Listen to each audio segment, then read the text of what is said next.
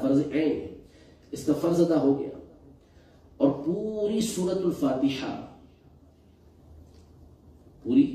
الفاتحہ یہ یاد کرنا ہر مسلمان کے لیے واجب ہے، ضروری ہے.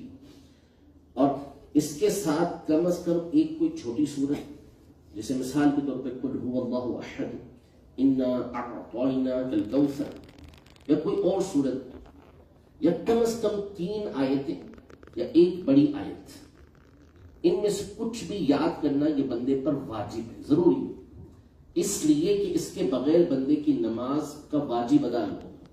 سورۃ الفاتحہ یہ پڑھنا، جب بندہ اکیلا نماز پڑھ رہا ہے یا امام صاحب نماز پڑھا رہے ہیں تو اس میں سورۃ الفاتحہ اس پر پڑھنا واجب ہو جاتا ہے، ضروری ہوتا ہے اس کے اوپر. تو اس کو یاد کرنا اور اس کے ساتھ سورت کو یاد کرنا یہ ضروری ہوتا ہے. اس کے علاوہ آپ جتنا یاد کریں، جتنا اچھی طریقے سے قرآن پاک کو پڑھیں، ثواب ہی ثواب ہے. فرمایا کہ جس کے سینے کے اندر کچھ قرآن نہیں وہ ویران مکان کی طرح ہے.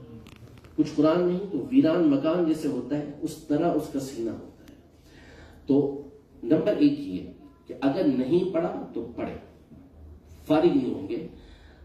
ایک روایت ہے، ارشاد فرمایا کہ رب قارئ للقرآن والقرآن یلعنہ، کہ بہت سے قرآن پڑھنے والے ایسے ہیں کہ خود قرآن ان کے اوپر لعنت کرتا ہے. وہ قرآن جو فضیلتوں والا ہے، جس کے ایک ایک حرف پر اللہ پاک نیکی عطا فرماتا ہے، لیکن بعض لوگ وہ ہوتے ہیں کہ قرآن ان کے اوپر لعنت کرتا ہے. یہ وہی لوگ ہوتے ہیں کہ جو قرآن کو صحیح طریقے سے پڑھنا سیکھتے نہیں ہیں اور غلط انداز میں پڑھتے ہیں. تو اس لیے یہ لازم ہے بندے کے اوپر کہ وہ سیکھے گا، اور قرآن کو سیکھنا کوئی مشکل نہیں. وَلَقَدْ يَسَّرْنَا الْقُرْآنَ لِلذِّكْرِ فَهَلْ مِن مُدَّكِرٍ. قرآن خود اللہ پاک فرماتا ہے کہ ہم نے اس قرآن کو یاد کرنے کے لیے آسان کر دیا ہے. للذکر، ذکر کا مطلب یاد کرنا بھی ہوتا ہے، یاد کرنے کے لیے آسان کر دیا. یہ آسمان سے تھوڑی اترے، ہم کو آسمان سے تھوڑی اترے کہ ہم نے قرآن یاد کر لیا، صحیح طریقے سے پڑھ لیا. یا جو حفاظ بیٹھے ہیں، جو صحیح طریقے سے پڑھنے والے ہیں، یہ بھی آپ کی طرح انسان ہیں. انہوں نے سیکھا تو آپ بھی سیکھ سکتے ہیں. دنیا کے بڑے بڑے کام آپ کر لیتے ہیں تو اس کا مطلب یہ نہیں کہ آپ.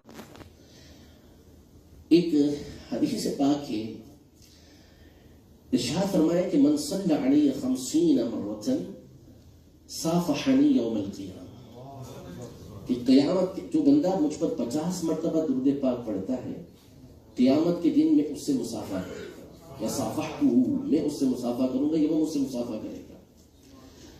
اہل ذوق بڑی خوبصورت بات بیان کرتے ہیں کہ نبی پاک صلی اللہ علیہ وسلم سے ان کو مصافحہ کرتا تھا تو آپ اپنا ہاتھ نہیں چھڑاتے تھے. اس بندے کو جانا ہے، وہ اپنا ہاتھ چھڑاتا. نبی پاک صلی اللہ علیہ وسلم کو یہ معمول نہیں تھا کہ آپ اس سے ہاتھ چھڑائیں. تو وہ ذوق کی کیفیت میں بیان کرتے ہیں کہ قیامت کے دن وہ بندہ کیسا ہوگا کہ جس سے نبی پاک صلی اللہ علیہ وسلم مصافحہ کریں گے اور آپ تو ہاتھ بھی نہیں چھوڑیں گے، ہاتھ بھی نہیں چھوڑیں گے. اب بندے کے دل میں اللہ پاک ڈال دے گا کہ دوسروں نے بھی مصافحہ کرنا ہے تو وہ چھڑا لے غلط بات ہو جائے گی. تو سب فضائل اپنی جگہ پر، لیکن یہ سوچیں کہ قیامت کے دن حافظ نبی پاک صلی اللہ علیہ وسلم سے ملاقات کے لیے آئے.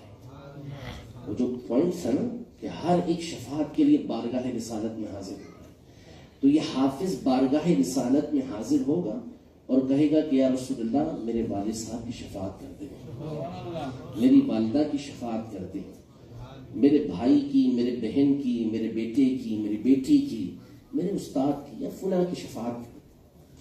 نبی پاک صلی اللہ علیہ وسلم سے گفتگو ہو رہی ہے، سارے فضائل ایک طرف، بندے کو یہی حاصل ہو جائے تو سب ختم ہو جاتا ہے کہ نبی پاک صلی اللہ علیہ وسلم سے گفتگو اور آپ کے پاس آنے کا موقع مل رہا ہے.